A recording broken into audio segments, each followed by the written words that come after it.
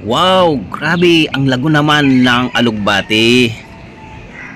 Guys, gusto nyo ba yung malago at maganda ang tubo ng inyong alugbati? Tara, samahan nyo ako at ipapakita ko sa inyo ang katulad nito na ating alugbati sa ating likuran, kung paano natin siya palalaguin. Ganito yung ginagawa natin sa ating alugbati. Ayan, pag-angat pa lang ng alugbati natin, ayan, pinuputulan natin dito. Ayan, nagputol na tayo dito. And then, pagkaputol natin dito, ay mayroon ng mga sanga. Ayan. Ito ngayon yung mga tanim natin dito, mga boss. Ayan. Ganun ang ginagawa natin. O, ito naman, mga boss. Ayan, natumba na siya dahil sa bigat. Pinutulan natin. Ayan, may sanga na siya uli. Ayan. Pagsanga niya dito sa kabila, ayan, pinutulan natin dito. Tulad nitong paakit na ginagawa natin, mga boss, puputulin natin to. Yan, putol natin to para sumunga uli, katulad lang dito. Ayan, may sanga na. Yun ang diskarte natin, mga boss.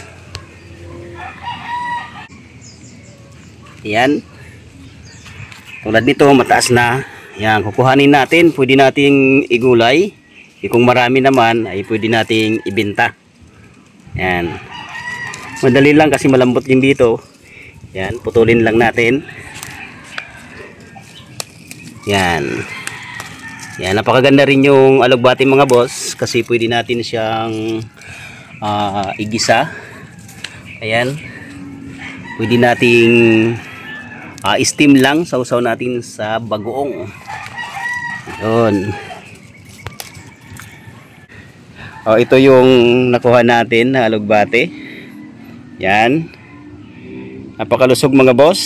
Kahit hindi tayo nag-apply ng abono, napakaganda. Basta ang gagawin lang natin ay tatalbusan lang natin lagi. Yan. Siyempre kung hindi tag-ulan, didiligan natin. Kapag lumalaki na yung ating mga alugbati, ganito ang mangyayari. Dito sa banda rito ay ilang puno lang to. Ayan. Katulad ng proseso ng ginagawa natin, lagi tayong nagtatanggal ng kanyang talbos para lumago siya ng ganito. Ayan, oh, mga boss. Ganito kalago yung ating alugbati. Ayan.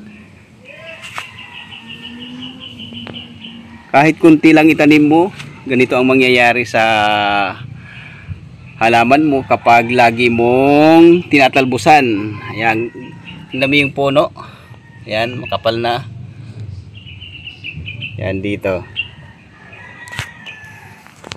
Ayan, mga boss, maraming salamat. Sana ay may nakuha kayong aral, na may natutunan kayo dito sa ating tutorial kung paano magpalago ng ating tanim na alugbati.